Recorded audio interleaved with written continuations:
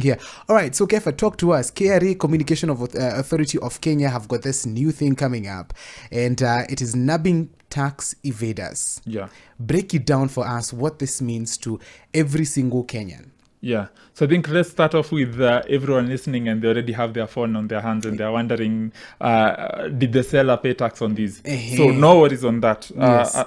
As long as you bought your device before the end of this month, which is 31st of October, so plus anyone planning to buy a phone in the next few days, they can still do that without worries of whether, the seller had or the importer of that device had paid the requisite taxes, which there's an excise tax on mobile phones and smartphones. Yes. And there's also an excise duty that comes along with that. So anyone who's already using a device and it's already online in terms of being on the network, they are good. They're good. Now we move forward to 1st November. 1st November, First which November, is in a few yes. weeks.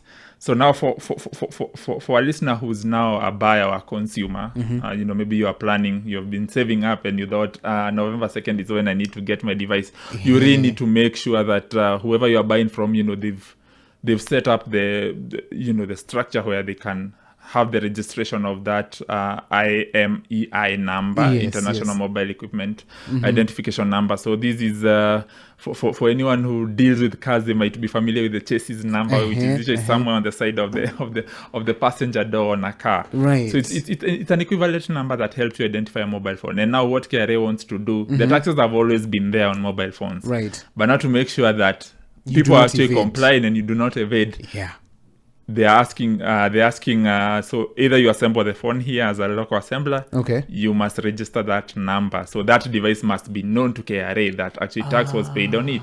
Okay. Same way for an importer, same way for a wholesaler. Okay. And so mobile networks must also ensure anything coming to their network is also tax compliant. Yes. So the likelihood is if you end up buying a device and tax was not paid on it, they could switch it out of your network. Yeah, you could be mteja in a sense. And this is a new phone that you just bought. Yeah. So you can imagine after the disappointment. saving for 1 year. Yeah, imagine. Yeah, and it's an iPhone 16. So it is every single phone that is imported and every single phone that is assembled from the 1st of November. Yeah.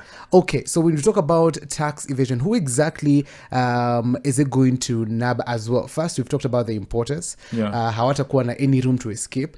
Then now those who are going to be using these phones, knowing clearly from 1st of November, KRA will be seeing what you're doing with your phone. Yeah. As long as they have the IMEA in number. So who else is it targeting in this new move? I think the biggest culprits in quotes being sorted after are the importers and dealers. So they would be the persons trying to be dragged into the tax net. Okay. Because I believe without even speaking to KRA, you can tell, for instance, if they choose these specific mobile phones to go after them, they must be raising some leakages somewhere. And so because people will import and sell devices and, once it's out of the dealer's hand, then there was no consequence in a sense. You've passed on that responsibility. Right. But now if it can be traced back either even to the dealer, the dealers will be under pressure because for the mobile network it's easy as switching you off. Yes. Maybe they lose some airtime or the spending you have to do. Right. But once I'm sure, like you said, if you really save for that iPhone 16, you spend, 100,000 plus. Yeah. And today it's switched off. You really go back to whoever sold you that phone. Definitely. And, these are matters now that would go back in time and the dealer or the importer or the retailer or the wholesaler selling you these devices, they will be now caught up because, you'll have to regularize your taxes. So they would have, again, to remit these taxes, knowing, again, as a consumer, you're already paying for a device that ideally tax has been paid on for it at every step of the way. Right. So there shouldn't be a situation where I, as a consumer, should be worried. So I feel the pain is more on the local assemblers, the wholesalers, and the importers of these devices.